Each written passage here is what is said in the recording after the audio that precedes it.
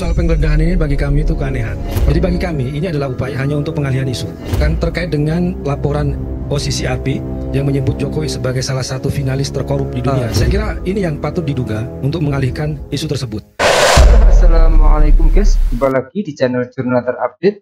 Oke guys, sangat mengejutkan sekali ketika lagi ramai soal isu OCCRP, tiba-tiba rumah Hasto Kristianto digeledah oleh KPK, sehingga Gun Romli mengatakan bahwa ini adalah upaya untuk pengalihan isu semata. Jadi tak perlu berlama-lama, langsung saja kita simak bersama-sama video ini guys. Bismillah.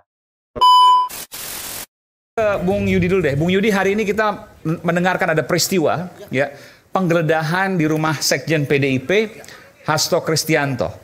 Penyidik melakukan penggeledahan, tapi ada dua sisi nih. Tadi kuasa hukum dari Mas Hasto mengatakan bahwa nggak ada yang diambil, nggak signifikan, cuma ada satu atau dua barang. Lebih banyak bercanda-bercanda, ketawa-tawa. Tapi kemudian biasanya kalau penggeledahan itu dilakukan artinya penyidik sudah yakin akan ada tindak pidana. Yang mana sebenarnya yang benar sesungguhnya? Ya, tentu ketika melakukan penggeledahan, Mas Aiman ya, itu bukanlah sembarangan ya. Tentu sudah diuji. Ya, mengapa harus menggeledah tempat tersebut? Yang kemudian dikeluarkanlah surat perintah penggeledahan. Bahwa kami penyidik ya, ketika kemudian melakukan penggeledahan, tentu ada banyak hal yang ingin didapatkan. Pertama, barang bukti.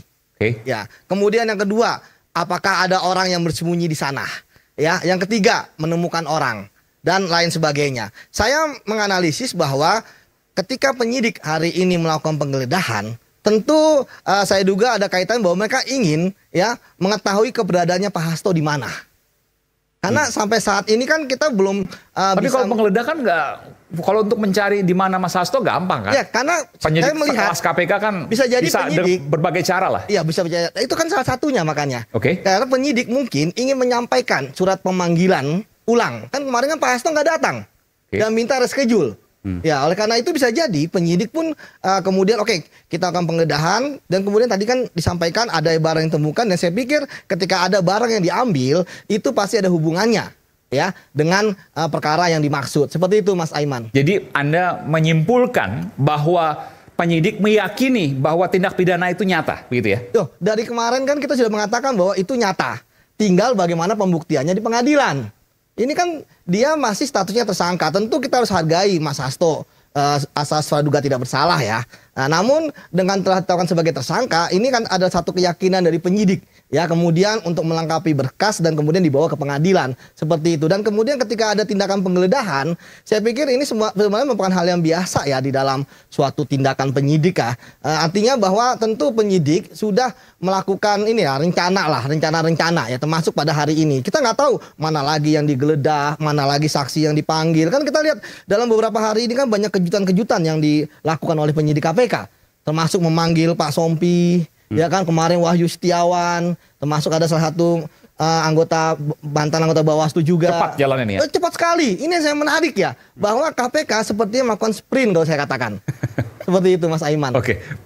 Bung Gun Romli, ada komentar soal ini? Ya, soal penyidik KPK yakin katanya, dan cepat tadi sprint katanya. Ya, soal penggeledahan ini bagi kami itu keanehan. Pertama, ketika menetapkan tersangka Mas Hasto, Ketua KPK menyampaikan sudah banyak bukti-bukti yang didapat.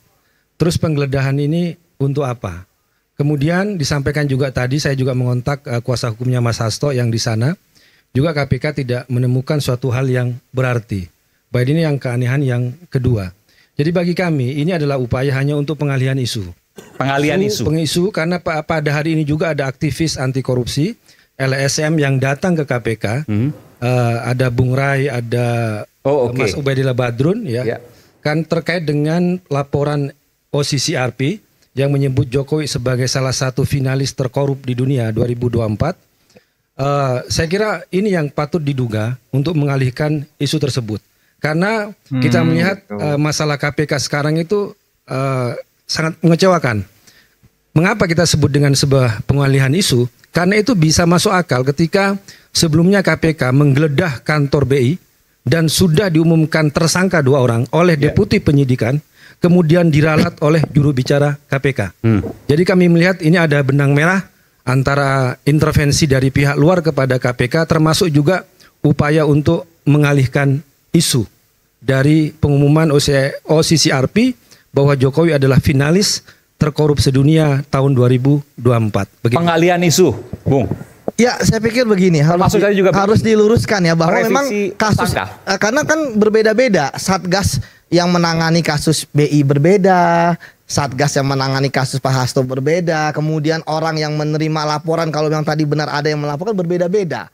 Jadi semua punya tupoksi masing-masing, ya kan? Jadi tidak ada campur baurnya, termasuk ketika hari ini misalnya penyidik melakukan penggeledahan, tentu kan mereka sudah merencanakan dari lama dan tidak ada mereka tahu bahwa wah hari ini ada lapor, nggak tahu. Ini kan sebuah hal yang berbeda menurut saya. Tapi sekali lagi kalau mau dicocok logi ya silakan saja, kan begitu. Ya, bagi saya nggak bisa diterima alasan itu karena itu masuk dalam suatu kelembagaan. Apakah Anda mengatakan bahwa untuk Satgasnya kasusnya Mas Hasto itu tidak bisa diintervensi, sementara Satgas untuk yang menggeledah kantor BU itu bisa diintervensi? Enggak. Itu sama-sama yang mengatakan bahwa lembaga KPK itu bisa diintervensi. Bukan apalagi tadi Mas Yudi, pelan ini kita gantian aja Mas Yudi. Tadi Anda juga mengatakan bahwa, dan bagi saya juga suatu keanehan, tiba-tiba ini seperti sprint, ya, memanggil banyak saksi dan sebagainya, dan ada keanehan di situ. Padahal dalam kasus-kasus yang lain KPK sangat lambat. Termasuk tadi yang diadukan oleh Ubadillah Badrun terkait dengan dugaan korupsi, kolusi, nepotisme, pencucian uang keluarganya Jokowi, ya, anaknya Jokowi. Itu kan sudah berapa kali dilaporkan dan tidak ada progres terkait hal itu.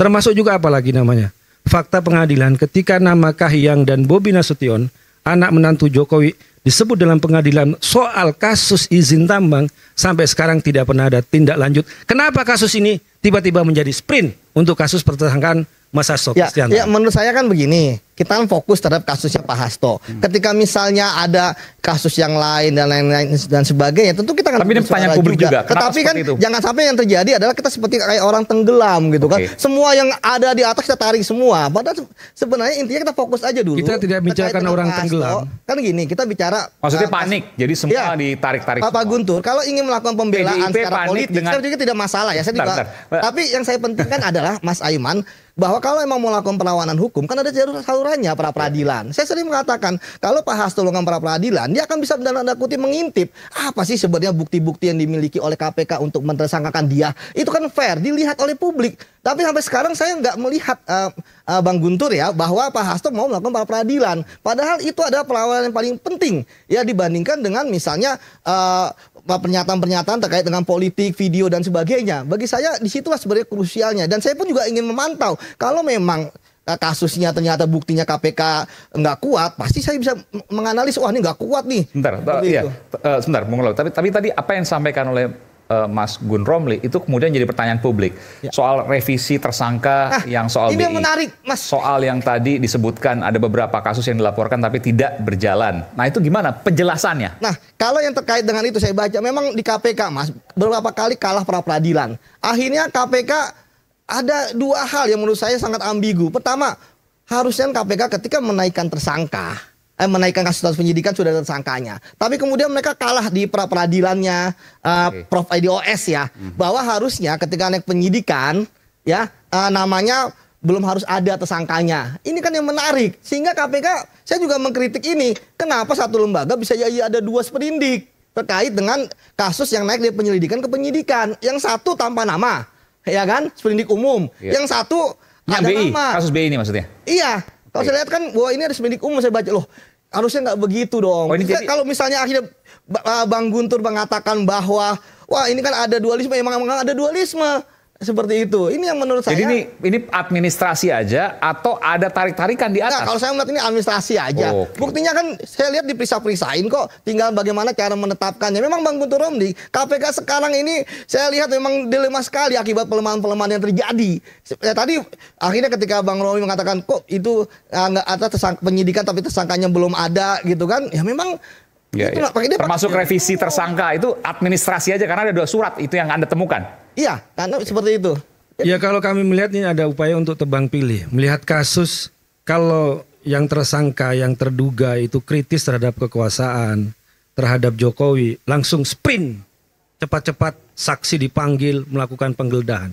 Tetapi kalau yang disebut dalam fakta pengadilan, dalam laporan dan sebagainya itu orang-orang yang berpihak kepada kekuasaan, maka di situ tidak ditebang. Ini adalah namanya fenomena tebang pilih. Terkait upaya hukum ya, upaya hukum yang akan dilakukan oleh Mas Hasto, itu nanti tim pengacara juga yang akan menyampaikan ya tentang pembelaan-pembelaan. Kami bukan tidak mau melakukan pembelaan, itu ada. Tapi strategi itu tidak akan pernah dibuka di pengadilan. Tapi pertanyaannya adalah, di muka umum maksudnya. Pertanyaan adalah, ketika kami mengajukan pra-peradilan, apakah sistem itu bisa dipercaya atau tidak di tengah suasana seperti sekarang ini? Korupsi 300 triliun, hukumannya cuma 6,5 tahun. Jadi ini kita bicara soal pemberantasan korupsi, soal sistem peradilan kita, soal tidak ada yang terlihat ada tebang pilih. Ada keraguan di situ. Di situ jelas sekali ada keraguan. Apalagi kalau kita bicara dengan apa yang kami lihat, framing yang dibacakan oleh Ketua KPK saat menetapkan Mas Hasto Kristianto, itu benar-benar adalah framing politik. Kami tidak ingin mengatakan bahwa ini kasus politik awalnya. Tapi yang bertanggung jawab untuk menyatakan ini narasi politik adalah Ketua KPK. Kenapa? Alasan pertama, ketika yang namanya sprindik, SPDP itu tiba-tiba bocor sebelum itu sampai ke Mas Hasto. Siapa yang membocorkan? Tiba-tiba kami kebingungan pada tanggal 24 itu, Desember.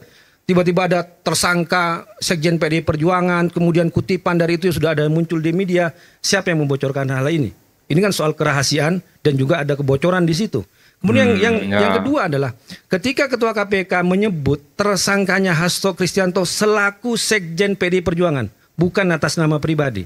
Jadi ini sudah mengarah kepada institusi partai sebagai Sekjen PDI Perjuangan. Kemudian yang ketiga adalah ketika di situ juga disebutkan sebagai bukti.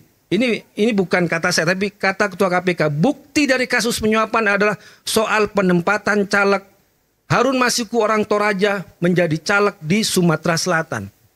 Apa hubungannya antara penempatan caleg dengan bukti penyuapan? Ini kan pekerjaan politik, internal partai politik. Tapi kenapa disebutkan sebagai bukti? Yang kedua kasus PAW.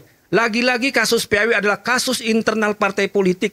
Tapi kenapa Ketua KPK menyebut itu sebagai bukti kasus penyuapan Harun Masiku dengan Wahyu Setiawan? Jadi kalau dilihat ini kasus adalah kasus politik bukan karena kami mau mengatakan demikian, tapi karena narasi framing yang dipakai oleh Ketua KPK ketika menetapkan Hasto Kristianto selaku Sekjen PDI Perjuangan. Itu kami melihatnya seperti itu. Oke guys, jadi perdebatannya sangat seru guys ini guys. Jadi kenapa rumah Hasto baru geledah KPK sekarang? Yang mana Hasto Kristianto sudah ditetapkan dulu sebagai tersangka dalam sebuah kasus suap yang melibatkan Komisioner KPU Wahyu Setiawan. Mengenai hal itu, PDI pun akhirnya buka suara terkait penggeledahan rumah Hasto itu guys. Juru bicara PDIP Muhammad Guntur Romli menyebut penggeledahan rumah Hasto Kristianto oleh KPK sebagai upaya untuk mengalihkan isu dari pengumuman OSIS RP yang menempatkan Pak Jokowi sebagai finalis terkorup di dunia tahun 2024. Jadi mungkin itu yang bisa saya jelaskan untuk video kali ini. Bagaimana menurut kalian soal video ini? Tulis komentar di bawah ini ya guys. Saya simpan dulu. Wassalamualaikum warahmatullahi wabarakatuh.